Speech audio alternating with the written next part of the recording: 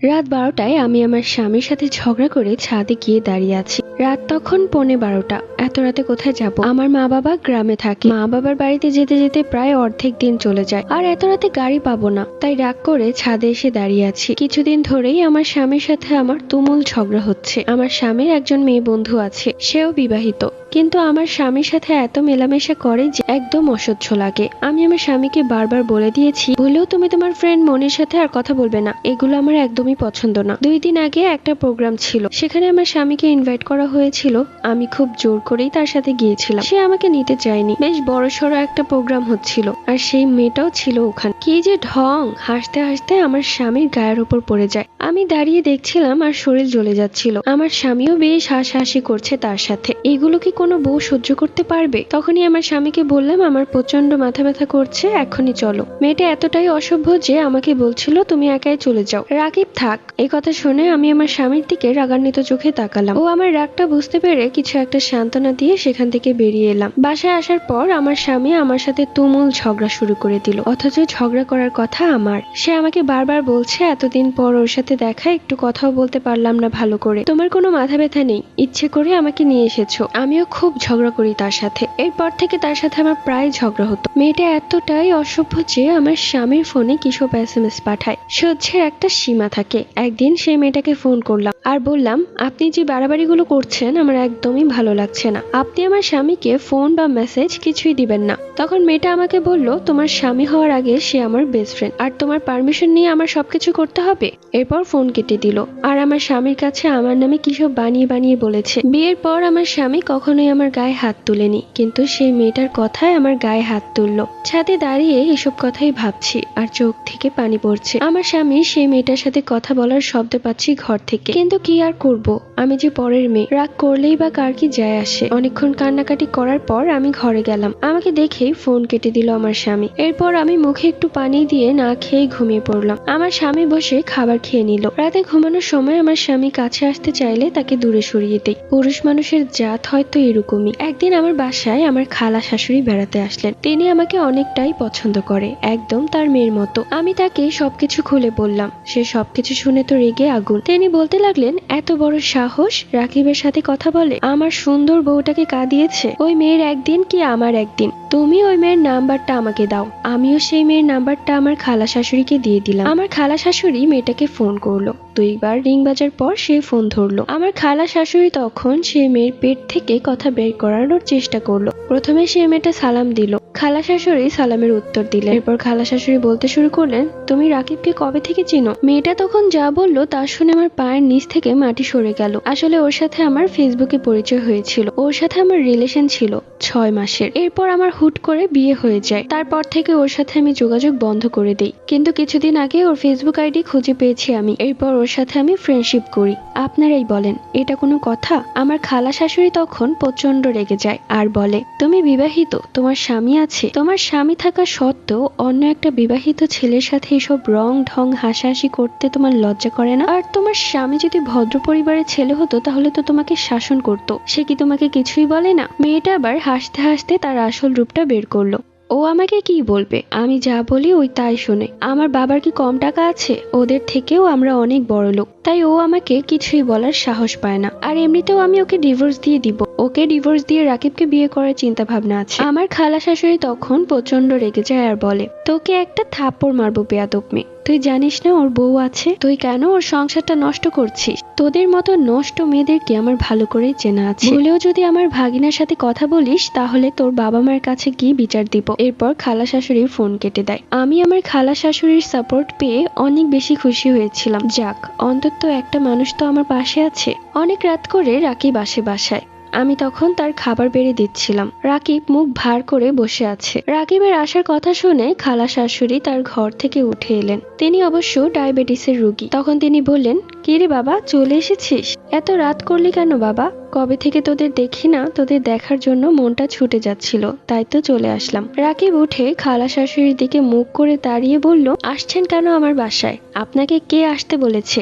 আপনি আমার সুন্দর জীবনটা ধ্বংস করার জন্য এসেছেন সেটা বলেন। আমার খালা শাশুড়ি তখন বলে, সুন্দর জীবন মানে? তোর সুন্দর জীবন তোর বউয়ের সাথে। বাহিরের নষ্টা মেয়েদের সাথে না। এবার রাকিব প্রচন্ড ক্ষেপে যায় আর খালা শাশুড়িকে বলে, এক্ষুনি এই বাড়ি থেকে বের হয়ে যান, আপনার মুখ দেখতে চাই না, আর জীবনেও আমার বাড়িতে আসবেন না। এই কথা শুনে আমার খালা শাশুড়ি এতটাই আঘাত পেয়েছিলেন যে বুকে হাত দিয়ে মাটিতে বসে পড়লেন, একদম চমকে গেছেন তিনি। আমি দৌড়ে গিয়ে খালা শাশুড়িকে ধরলাম। টেবিলে রাখা খাবারগুলো রাকিব সব মেঝেতে ফেলে দিয়ে ঘরে চলে গেল আর অনেক জোরে দরজা বন্ধ করে দিল। আমি তখন খালা শাশুড়িকে জড়িয়ে ধরে কাঁদতে শুরু করলাম। এগুলো কি হচ্ছে খালামণি? রাকিব তো এরকম ছিল না, ও কেন এত বদলে গেল? আমার খালা শাশুড়ি তখনও অবাক হয়ে এক দৃষ্টিতে তাকিয়ে আছে। তিনি একটা কথাও বলতে পারছেন না। ছোট থেকে রাকিবকে সে অনেক আদর করত, রাকিবও তাকে নিজের মায়ের মতো দেখত, কিন্তু রাকিবের এই ব্যবহারে তিনি এতটাই কষ্ট পেয়েছেন যে সোজা হয়ে উঠে দাঁড়াতে পারছেন না। আমি তখন খালা শাশুড়িকে উঠিয়ে তার রুমে নিয়ে যাই আর বিছানার উপর শুইয়ে দিই। অপরদিকে রাকিব দরজা বন্ধ করে সেই মেয়েটার সাথে কথা। সকাল 10টায় রাকিব দরজা খুলে বেরিয়ে গেল বাহিরে। একটা বারও সে তার খালামণির কাছে মাফ চাইল না।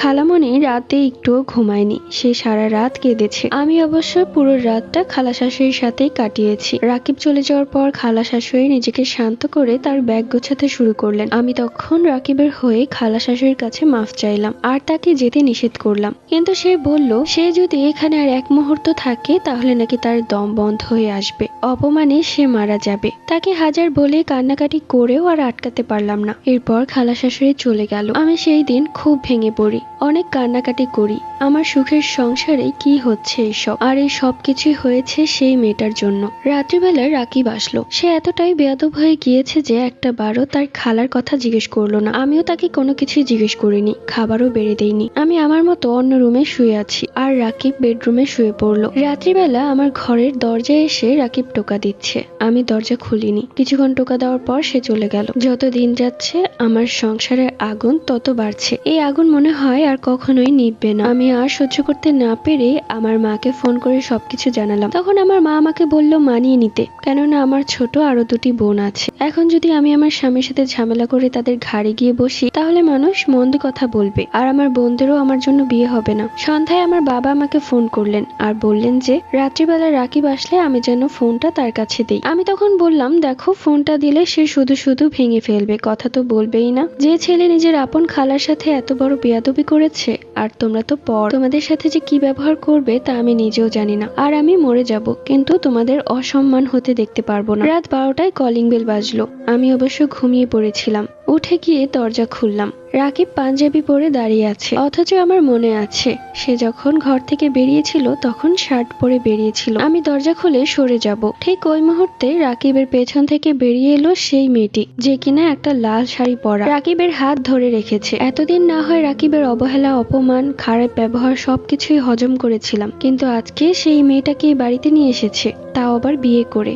এটা আমি কিভাবে মেনে নিব? আমি তখন চিৎকার শুরু করলাম আর বললাম, এসব কি হচ্ছে? আমি অবশ্য খুব রেগে গিয়েছিলাম। এই প্রথমবার আমি আমার স্বামীকে তুই তুকারি করছিলাম। তোর সাহস তো কম না? তোকে কিছু না বলতে বলতে খুব মাথায় উঠে গেছিস। এতদিন বাহিরে নষ্টামি করেছিস, তাও মন ভরেনি। এখন এই বিষধর কালনাগিনীকে আমার বাসায় নিয়ে এসেছিস। তোদের দুইটাকেই ঘাড় ধাক্কা দিয়ে বাড়ি থেকে বের করে দিব। এই সমস্ত কথা শুনে আমার স্বামী জোরে একটা চড় মারে আমার গালে এবং আমাকে এক ধাক্কা দিয়ে তারা ঘরে প্রবেশ করে। আমার মাথায় তখন কোনো কিছুই কাজ করছিল না। তাড়াহুড়ো করে নিজের ফোন নিয়ে আমার খালা শাশুড়িকে ফোন করলাম আর পুরো বিষয়টা কাঁদতে কাঁদতে বললাম। এটাও বললাম যে এখন আমি কিছু একটা করে ফেলবো আর এর জন্য আপনার ভাগিনা দায়ী থাকবে। আমার খালা শাশুড়ি আর সময় নষ্ট করলো না। এই বিয়ের কথাটা আমার শাশুড়ি, ভাসুর এবং ননাসকে জানালেন। তারা তো অবাক। আমার স্বামীর দ্বিতীয় বিয়ের কথা শুনে আমার শাশুড়ি, ভাসুর, তার বউ, আমার ননাস তার স্বামীকে নিয়ে আমার বাড়িতে চলে আসলেন। তারা দেখলেন আমার গাল অনেকটাই ফুলে গেছে, 5 আঙুলের ছাপ একদম স্পষ্ট দেখা যাচ্ছে। আমার শাশুড়ি মা তখন আমাকে জড়িয়ে ধরে বললেন, রাকিব তোকে মেরেছে।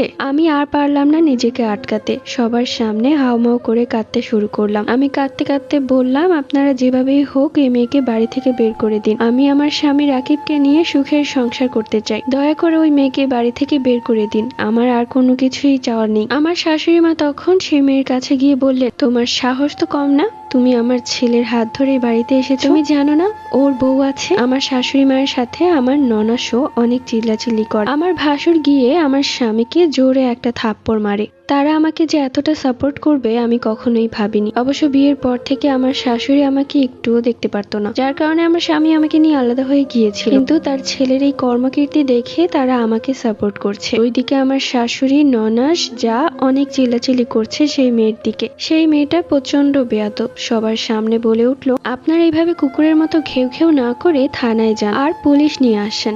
আমি আর রাকিব বিয়ে করেছি, কাবিননামা আছে, পুলিশ আসলে আপনাদের কি ধরে নিয়ে যাবে। আমার শাশুড়ি মা তখন বলল, আমি তোর বউ মাইশাকে দেখতে পারতাম না ঠিকই, কিন্তু আমি সব সময় চাইতাম তোরা দুজন সুখী থাক। আর আমি জানি মাইশা একটা সংসারিক মেয়ে, তাই তোদের আলাদা হয়ে যাওয়াতেও আমার কোনো কষ্ট ছিল না। তোরা দুজন তো দুজনকে পছন্দ করেই বিয়ে করেছিস, তাহলে এত জলদি আরেকজনকে বিয়ে করার মানে কি? তুই আমার ছেলে, আমার তো বিশ্বাসই হচ্ছে না। আমার ভাসুর এসে আমার স্বামীর কলার ধরে বলে, আমাদের বংশের ছেলে কখনো দুই বিয়ে করেনি, তুই কেন এই কাজটা করতে গেলি? একটা বারও আমাদেরকে বলেছিস? তোর এত বড় সাহস, তুই তোর বউকেও মেরেছিস? আমাদের বংশের ছেলেরা কখনো বউয়ের গায়ে হাত তুলে না। বিয়ে যেহেতু করেই ফেলেছে, কাবিননামাও দেখাচ্ছে, অনেক বকাঝোকা করেছে, মেরেছে, তারপরেও আমার স্বামী বারবারই বলেছে আমাকে নিয়ে আর সংসার করবে না, আমি যেন আমার বাবার বাড়িতে চলে যাই, আর বাবার বাড়িতে আমাকে ডিভোর্স লেটার পাঠিয়ে দিবে। সে ওই মেয়েকে নিয়ে সংসার করতে চায়। এত অপমানের পরেও সেই বাড়ি থেকে একটুও বের হতাম না, যদি না আমার স্বামী আমার পাশে থাকতো। কিন্তু এখন তো আমার স্বামী অন্যের হয়ে গেছে,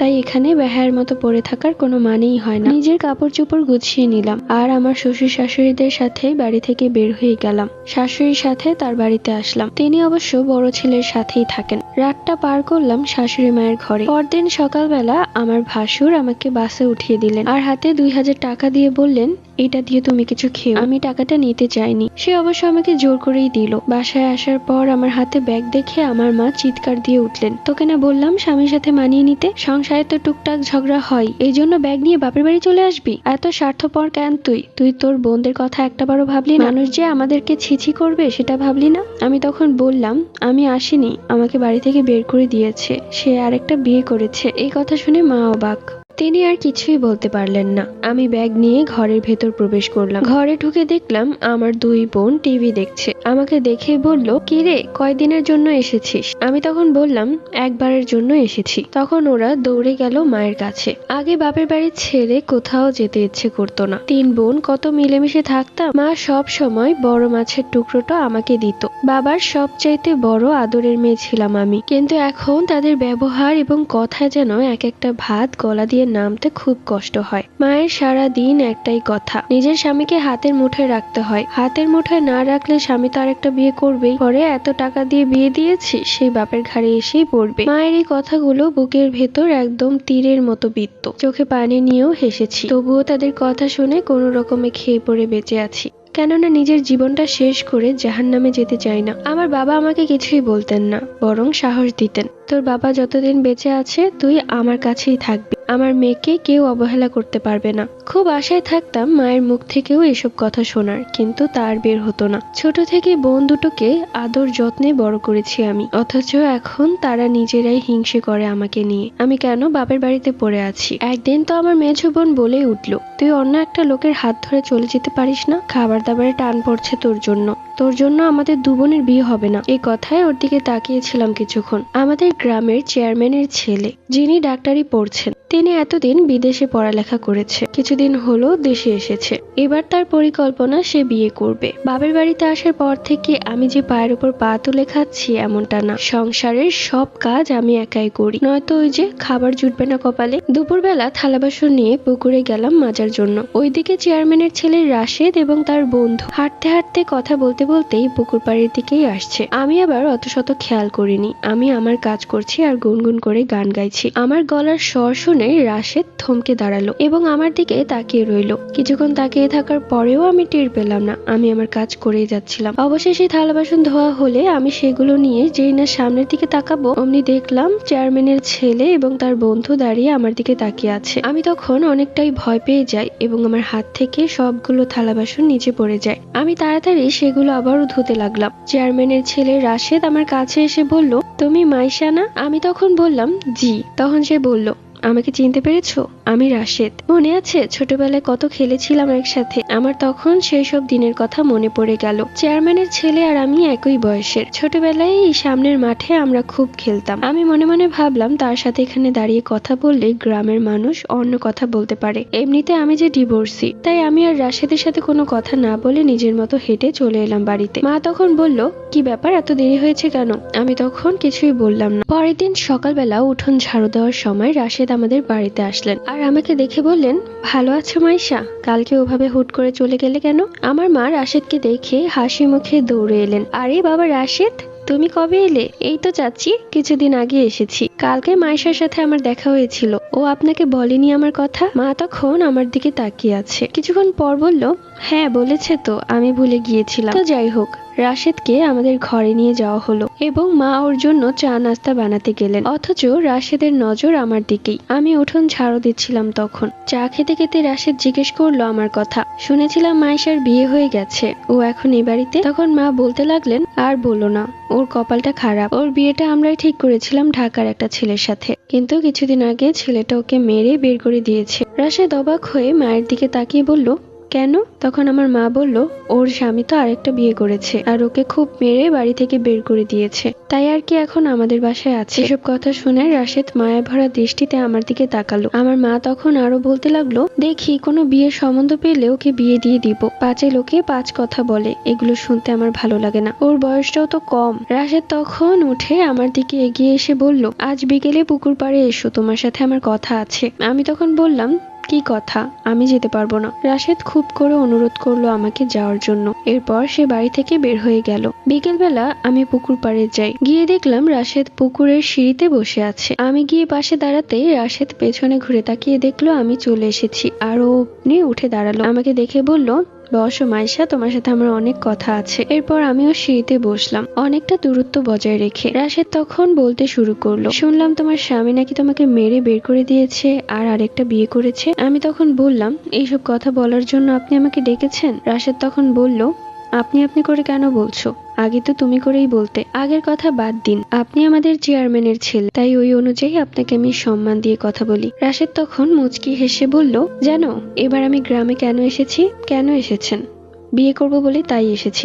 ও আচ্ছা, ভালোই তো, বিয়ে করে সংসার গুছিয়ে নিন। হ্যাঁ বিয়ে করব, কিন্তু মনের মতো কাউকেই পাচ্ছি না। আমি তখন বললাম, আমাদের গ্রামে তো কত সুন্দর সুন্দর মেয়ে আছে, আপনি চাইলে ঘটককে বলতে পারেন, তিনিও অনেক সম্বন্ধ এনে দিবে। তখন রাশেদ বলল, না না, ওইসব ঘটকে আমার কাজ হবে না, ওরা এত এত মিথ্যে কথা বলে। আমি এমন কাউকে আমার জীবন সঙ্গিনী হিসেবে চাই, যার অতীত বর্তমান সবকিছু জেনেই আমি তাকে বিয়ে করব। তার হাতটা এত শক্ত করে ধরবো যেন সে আমাকে কখনোই ছেড়ে যেতে না পারে। কথাগুলো কেমন যেন গায়ে কাটা দিয়ে উঠলো আমার। আমি তখন বললাম, ঠিক আছে, আমার দেরি হয়ে যাচ্ছে, মা বকা দিবে, আমার এখন যাওয়া উচিত। এরপর রাশেদ বলল, কি খালি যাই যাই করো, আর একটু বসো না, কথা বলি। এরপর আবারও বসে রইলাম। সে বলতে লাগলো, তোমার স্বামীটা মোটেও ভালো মানুষ না। যদি ভালো মানুষ হতো তাহলে তোমার মতো এত সুন্দরী মেয়েকে কি এভাবে ছেড়ে দিতে পারতো?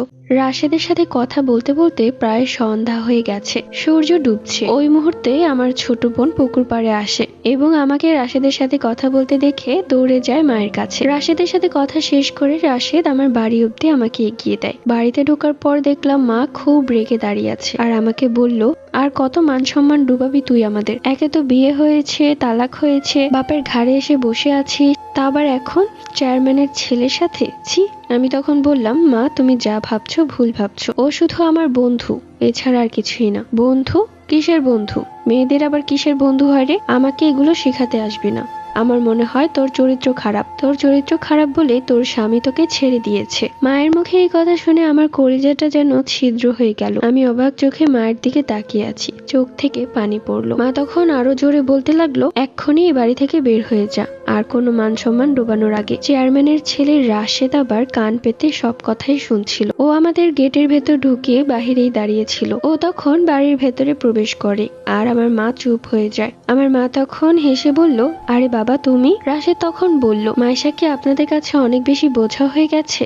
যদি ওর বোঝা বইতে না পারেন তাহলে আমাকে দিয়ে দিন। এই কথা শুনে আমি রাশেদের দিকে চোখ বড় বড় করে তাকালাম। ও এইসব কি বলছে? আমার মা এবং দুই বোনেরাও অবাক। আমার বাবা ঘর থেকে বেরিয়ে এলেন আর বললেন, বাবা রাশেদ, এই তুমি কি কথা বলছো? ঠিকই বলছি, মাইশাকে আমি খুব ছোট থেকেই পছন্দ করতাম। যখন শুনেছিলাম ওর বিয়ে হয়ে গেছে আমি খুব ভেঙে পড়ি, তবুও ওর পথ চেয়ে রয়েছিলাম। ভেবেছিলাম একদিন না একদিন ওর সাথে আমার দেখা হবে, কিন্তু আল্লাহ যে এভাবে আমাদের দেখা করিয়ে দিবেন কখনো ভাবতে পারিনি। মায়েশার তো তালাক হয়ে গেছে, তাহলে আপনার মেয়ে মায়েশাকে আমি বিয়ে করব। এই কথা শুনে আমার দুই বোন হিংসায় জ্বলে উঠছে। এত ভালো সম্বন্ধ তাদের না এসে আমার কাছে এসেছে। আমি তখন রাশেদকে বললাম, এইগুলো আপনি কি বলছেন? আমি তো কখনো বলিনি আপনি কি পছন্দ করি বা বিয়ে করতে চাই। রাশেদ তখন বলল, তোমার বলাতে না বলাতে কিছু যায় আসে না আমার, কিন্তু এটা শুনে রাখো যে তুমি আমার বউ হবে। আমার মা বাবা আর কিছুই বলতে পারলেন না, কেননা আমি যে তাদের ঘাড়ে আপদ। রাশেদ তখন বলল, মায়েশাকে ঘরের ভেতর ঢুকতে দিন, কালকে আমি আমার মা বাবাকে নিয়ে মায়েশাকে দেখতে আসবো, আর ওকে আংটি পরিয়ে বিয়ের তারিখ ঠিক করে যাব। ওই অনুযায়ী আমার হবু বউকে আপনারা ভালোভাবে রাখবেন, ভুলেও ওর সাথে খারাপ ব্যবহার করবেন না। এরপর সবার সামনে ও আমার কপালে একটা চুমু দিয়ে চলে গেল। আমি হতভম্ব হয়ে তাকিয়ে রইলাম ওর চলে যাওয়ার দিকে। আমার মা তখন গিরগিটির মতো রং বদলে আমাকে কি আদর করলেন, কপালে চুমু দিয়ে মাথা হাতিয়ে দিয়ে বললেন, মা তোকে অনেক খারাপ কথা বলেছি, আমাকে মাফ করে দিস। তোর যে এত বড় ঘরে বিয়ে হবে আমি কখনো ভাবতেও পারিনি, অথচ সবাইকে আমার চেনা হয়ে গেছে। রাকিবের সাথে তালাক হয়ে যাওয়ার পর আমি আর দ্বিতীয় বিয়ে করার চিন্তা মাথায়ও আনিনি, অথচ কি থেকে কি হয়ে গেল। কাল বিকেলে মা খুব সুন্দর একটা শাড়ি বের করে আমাকে দিলেন এবং আমাকে শাড়ি পরে আসতে বললেন। শাড়ি পরে তৈরি হয়ে বসে আছি, অথচ তাদের আসার কোনো নাম নেই। আমার দু বোন হেসে যাচ্ছে আর বলছে, তুই ভাবলি কি করে আপু তোকে পছন্দ করবে চেয়ারম্যানের ছেলে? ওরা তো ভালো করেই জানে যে তুই একজন ডিভোর্সি, তাই জেনে বুঝে কে এরকম ডিভোর্সি মেয়েকে ঘরের বউ করবে। আমার তখন খুব রাগ হচ্ছিল রাশিদের ওপর। ও আমার সাথে এরকম মজা না করলেই পারতো। আসলে আমার জীবনটাই হয়ে গেছে মজার, যখন যা ইচ্ছা তাই করে আমার সাথে। আমি রাগ করে ঘরে গিয়ে শাড়ি খুলতে লাগলাম। ঠিক ওই মুহূর্তে বাবা চিৎকার করে বলল, আরে আপনারা চলে এসেছেন, আসুন আসুন বসেন তাড়াতাড়ি। জানালা দিয়ে তাকিয়ে দেখলাম সত্যি তারা চলে এসেছে। রাশিদের হাতে মিষ্টির বাক্স। আমি তাড়াতাড়ি করে আবারও শাড়ি পরতে লাগলাম এবং কান্নাকাটি করে যে চেহারা অবস্থা খারাপ হয়ে গিয়েছিল সেটা ঠিক করতে লাগলাম। মা আমার রুমে এসে বললেন, তারা চলে এসেছে, তোর দু বোনকে এখন পাঠাবো তোকে নিয়ে যেতে। আমি বললাম আমি একাই যেতে পারবো। এরপর তাদের সামনে চা নিয়ে গেলাম এবং সবাইকে সালাম করলাম। রাশেদ আমাকে শাড়ি পরা অবস্থায় দেখে তাকিয়ে আছে। প্রথমত ভেবেছিলাম আমি একজন ডিভোর্সি বলে ওর মা বাবা কখনোই আমাকে মেনে নিবে না, কিন্তু তাদের ব্যবহারটা ছিল একদমই অন্যরকম। আমাকে সবগুলো প্রশ্নই মা মা করে জিজ্ঞেস করছিল। তাদের ব্যবহারে আমি খুব খুশি হই। আমাদের চেয়ারম্যানের ব্যবহারের কথা আর কি বলবো, তিনি আসলেই একজন ভালো মানুষ, তাই সবাই তাকে খুব পছন্দ করে। তাকে যে আমি আমার শ্বশুর হিসেবে পাবো কখনোই ভাবিনি। এরপর রাশেদ সবার সামনে আমার হাতে আংটি পরিয়ে দিল। আমি রাশেদকে আংটি পরাতে পারিনি, কেননা আমার মা যে আংটি দুটো রেখেছে সেই দুটো আমার বোনের জন্য। রাশেদ তার পকেট থেকে আংটির বক্স বের করে আমার হাতে দিয়ে বলল, এই আংটিটা তুমি আমাকে পরিয়ে দাও। আমিও তখন আংটিটা বের করে ওর হাতে পরিয়ে দিলাম। বিয়ের তারিখ ঠিক হলো। 1 সপ্তাহ পর আমার বিয়ে। তারা খুব তাড়াহুড়ো করছিল, কেননা রাশেদ আবার বাহিরে চলে যাবে। রাশেদের সাথে যে আমার বিয়ে ঠিক হয়েছে তারপরেও রাশেদ কিছুক্ষণ পরপরই আমাদের বাড়ির সামনে দিয়ে ঘুরে যেত, একটা নজর আমাকে দেখার জন্য। বিয়ের 2 দিন আগে রাশেদ আমাকে বলল, বাইকে উঠো, তোমাকে নিয়ে মার্কেটে যাব, তোমার যা যা পছন্দ হয় সব কেনাকাটা আমি করে দিব। আমিও বাইকে উঠলাম এবং ওর সাথে মার্কেটে চলে আসি। আমি যা যা পছন্দ করেছি রাশেদ সবকিছুই আমাকে কিনে দিয়েছে, বরং তার চাইতেও বেশি। মার্কেট থেকে বের হওয়ার পর বাইকে করে অনেকক্ষণ ঘুরলাম। ঘোরার পর ও এমন একটা রেস্টুরেন্টে আমাকে নিয়ে গেল যেটা খুব সুন্দর ছিল। সেখানে গিয়ে আমরা খাওয়া দাওয়া করলাম। কিছুক্ষণ পর আমার চোখ গেল আরেকটা টেবিলে। দেখলাম আমার এক্স হাজবেন্ড রাকিব এবং তার একটা বন্ধু বসে আছে। মানুষটাকে কতদিন পর দেখলাম। আমি রাকিবের দিকে তাকিয়ে আছি, চোখ সরাতে পারছি না। ও কতটা শুকিয়ে গেছে, কি ছিল আর কি হয়ে গেছে, মনে হচ্ছে একটা জ্যান্ত লাশ। চোখের নিচে কালি পড়ে গেছে, দেখে মনে হচ্ছে কতদিন ঘুমায় না। তখনই রাকিবের চোখ পড়ে আমার দিকে। আমাকে দেখেই রাকিব উঠে আসে আমার টেবিলে আর আমার হাত ধরে পাগলের মতো বলতে লাগে, মাইশা তুমি এখানে? আমাকে মাফ করে দাও মাইশা, আমি তোমার সাথে অনেক বড় অন্যায় করে ফেলেছি। আমি ওই নষ্ট মেয়ের জন্য তোমাকে অনেক মেরেছি। আমার ভুল হয়ে গেছে, আমাকে মাফ করে দাও, আর একটা সুযোগ দাও। আমি আর কখনো তোমার গায়ে হাত তুলবো না, আমার সাথে চলো তুমি। রাশেদ তখন আমার দিকে তাকিয়ে বলল, ওই লোকটাকে? ওইদিকে রাকিবও আমাকে জিজ্ঞেস করছে এই লোকটাকে। আমি রাকিবকে পাত্তা দিলাম না, তার সাথে একটুও কথা বললাম না। রাশেদকে নিয়ে সেই রেস্টুরেন্ট থেকে বের হয়ে গেলাম। অপরদিকে রাকিব বারবার ছুটে এসে আমার হাত ধরে কান্নাকাটি করছে। রাশেদ তখন প্রচন্ড ক্ষেপে যায় আর ওর গালে একটা থাপ্পড় মেরে বলে, শালা তোর সাহস তো কম না, তুই আমার হবু বউয়ের হাত ধরছিস? হবু বউয়ের কথা শুনে রাকিব অবাক হয়ে তাকিয়ে আছে আমার দিকে এবং আমার সামনে এসে কাঁদতে কাঁদতে বলল, তুমি এত জলদি আমাকে ভুলে গেলে মাইশা? তোমার কি মনে নেই আমাদের সাজানো সেই সংসারের কথা, যেখানে আমাদের কত ভালোবাসা ছিল? সবকিছু এত জলদি ভুলে গেলে? আমি তখন বললাম, ভুলে যাইনি, ভুলে যেতে বাধ্য করেছো তুমি। আর সংসারের কথা তুমি আর মুখেও এনো না। যার জন্য আমাকে মেরে বাসা থেকে বের করে দিয়েছিলে, আরে যার জন্য আমাকে তালাক দিয়েছিলে, তাকে নিয়ে শান্তিতে থাকো। আমি আর তোমাদেরকে জ্বালাতে আসবো না। রাকিব তখন কাঁদতে কাঁদতে বলল, ও একটা নষ্টা মেয়ে, ওর মায়ায় পড়ে গিয়েছিলাম। ও আমাকে যেভাবে বলতো আমি সেভাবেই করেছিলাম, শুধুমাত্র ওর মন পাওয়ার জন্য। বিয়ের 2 দিন পর থেকে ওর আসল চেহারা দেখতে শুরু করলাম। ছেলেদের সাথে পার্টি করা, রাত ভর ছেলেদের সাথে কথা বলা, এমনকি একদিন আমি ওকে হাতে নাতে ধরেছি একটা ছেলের সাথে। তাই আমি ওকে বের করে দিয়েছি আর তালাক দিয়ে দিয়েছি। কিন্তু তখনই আমি তোমার গুরুত্বটা বুঝতে পেরেছি, যে আমি একটা ময়লা কয়লার জন্য নিজের ঘরের হীরা মণি মুক্তকে হারিয়ে ফেলেছি। আমাকে মাফ করে দাও মাইশা। তোমার নাম্বারে অনেকবার কল করেছিলাম, তুমি নাম্বারটা বন্ধ করে দিয়েছিলে। তোমাদের বাসায় গিয়ে তোমাকে নিয়ে যাওয়ার জন্যই এখানে এসেছিলাম, কিন্তু এখন এসে দেখছি তুমি অন্য কারো বউ হতে চলেছো। রাশেদ তখন আমার দিকে তাকিয়ে আছে আর বলছে, মাইশা, জীবনটা তোমার, তুমি যা সিদ্ধান্ত নিবে তাই হবে। তুমি যদি এখন তোমার এক্স হাজবেন্ডকে মাফ করে তার সাথে চলে যাও, তাহলে আমি একটুও কষ্ট পাবো না, বরং হাসি মুখে তোমার খুশি থাকাটাই মেনে নিব। আমি তখন রাশেদের হাতটা শক্ত করে ধরে বললাম, যে একবার ধোকা দেয় সে বারবার ধোকা দিতে পারে। আমি আপনাকে আমার স্বামী হিসেবে চাই। রাকিব নামের আমার জীবনে যে ছিল সে অনেক আগেই মরে গেছে, এখন শুধু আমার মনে আছে রাশেদ। রাকিব তখন আমার দিকে তাকিয়ে আছে, চোখে পানি টলমল করছে। সে আর কিছুই বলতে পারলো না। রাকিবের বন্ধু তখন রাকিবকে সান্ত্বনা দিল, আর রাশেদ আর আমি সোজা বাসায় চলে আসি। বাসায় আসার পথে আমার একটুও মন খারাপ হয়নি, বরং বারবার মনে হয়েছে আল্লাহ যা করেন ভালোর জন্যই করেন। দেখতে দেখতে রাশেদের সাথে আমার বিয়েটাও হয়ে গেল।